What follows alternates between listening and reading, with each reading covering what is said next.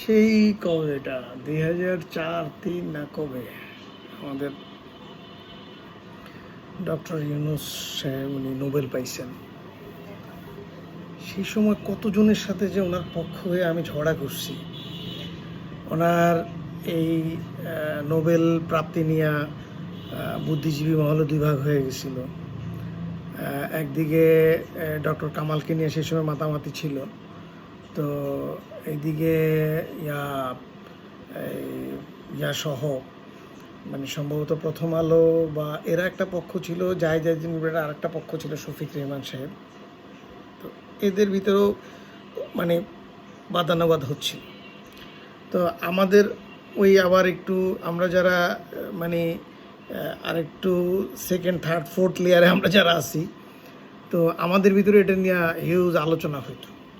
তো আমি সমস্ত তর্ক বাদ দিয়া আমি যেটা স্ট্যান্ড নিতাম ডক্টর ইউনূস সাহেবের পক্ষে, সেটা হলো যে সবাই আমি বলতাম যে প্রবাদটা এইভাবে আনতাম আমি, যে ভিক্ষার চাল কাড়া আর আকাড়া।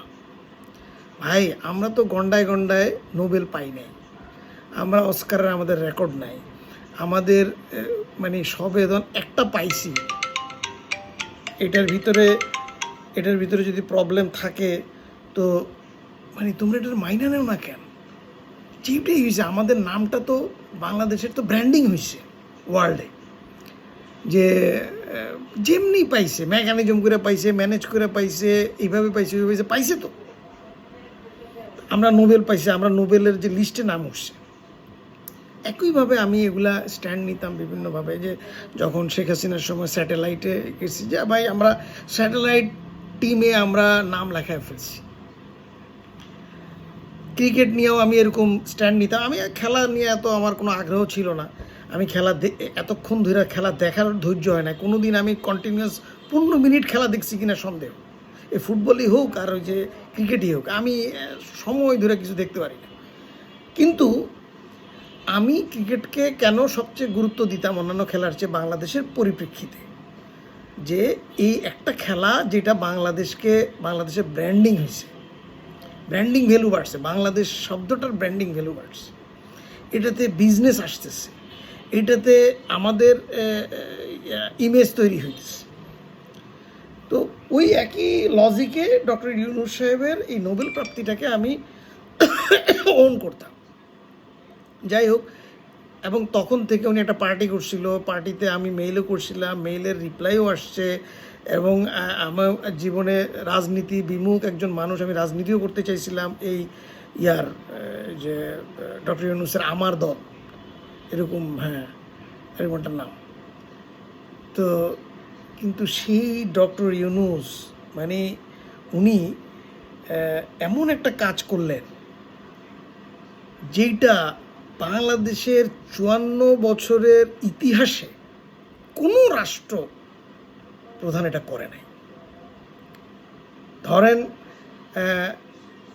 বঙ্গবন্ধুকে আমি সিলেবাসের বাইরে রাখতেছি, উনি ওনার তো নাই, জিয়াউর রহমানও সেটা ওনার একটা লিজেন্ড হয়ে গেছে, রাখলাম। কিন্তু তার পরবর্তীতে এরশাদকে অনেকে অপছন্দ করে, কিন্তু সেও এই কাজটা করে নাই। তারপর খালেদা জিয়া, ওনার পক্ষে যেমন লোক আছে তার বিপক্ষেও লোক আছে, তাকে অনেকে অপছন্দ করে। খালেদা জিয়ার অপছন্দের লোকও খালেদা জিয়ার বিরুদ্ধেই কমপ্লেন করে নাই। শেখ হাসিনাকে পছন্দ করে, আবার শেখ হাসিনাকে অপছন্দ করে, এরকম প্রচুর লোক আছে। যারা শেখ হাসিনাকে অপছন্দ করে তারাও শেখ হাসিনার বিরুদ্ধে এইরকম কমপ্লেন করে নাই, যেটা উনি করছেন। মানে কি করছেন, মানে সরকারি সুবিধার প্রতি কি পরিমাণ লোভ, লিপ্সা, কি পরিমাণ লোভ থাকলে মানুষ এটা করে। কি করছে উনি, ভোটের 2 দিন আগে, আমি তো গতকালকে বা পরশু এটা নিয়ে পোস্ট করছিলাম যে এটা কি তারেক জিয়া ওনাকে দিছে না উনি নিজেই করছে, এটা নিয়ে একটা সন্দেহ ছিলাম। এখন এটা কনফার্ম হয়ে গেল যে না, তারেক জিয়া সাহেব, আমাদের মাননীয় প্রধানমন্ত্রী সাহেব, এইটা ওনাকে দেন নাই। উনি ভোটের 2 দিন আগে গ্যাজেট পাশ করছেন তার এক সচিবকে দিয়া, সে সময়, যে তাকে নিজেকে মানে ক্ষমতার পরবর্তী এক বছর ভিভিআইপি সমস্ত ফ্যাসিলিটি, তার সিকিউরিটি সমস্ত কিছু উনি পাবেন, প্রোটোকল যা আছে সব পাবেন। মানে এইটা সারা পৃথিবীতে মনে হয় এরকম ঘটনা আর ঘটে নাই যে কেউ ক্ষমতার একদম লাস্ট মোমেন্টে তার পরবর্তীতে ক্ষমতার বাইরে গিয়া সুবিধা নেওয়ার যে লোভ, চিন্তা করছেন। সরকারি যারা 30, 32, 40 বছর চাকরি করে তারাও তো এটা কোনোদিন আশা করে না। উনি 1.5 বছর এই সরকারি চাকরি কইরা সরকারের ফ্যাসিলিটি নিয়ে নেওয়ার ওনার কি লোভ, কি মজা, এসএসএফ কার্ড দিয়ে উনি চলবেন। উনি মানে এগুলো তো এখন উনি হাজার কোটি টাকা নিজেরটা নিজে মাপ করছেন, নিজে কোম্পানি আইসে এই কোম্পানিগুলো খুলছেন। কেন 1.5 বছর পরে উনি যখন ক্ষমতার বাইরে যেতেন তখন এটা করতেন। আমি ওনাকে যারা অপছন্দ করে তাদের উদ্দেশ্যে এটা বলতেছি না, ওনাকে যারা পছন্দ করে, ওনাকে যারা মাথায় তুলে নাচে, ওনাকে যারা দেবতা তুল্য জ্ঞান করে, ওনাকে যারা ফেরেশতার মতো জ্ঞান করে, সেই সমস্ত স্টুপিড কাঁধা বেকুবদেরকে বলতেছি যে সে নিজে কি পরিমাণ লোভ তার সরকারি ফ্যাসিলিটির প্রতি। ছি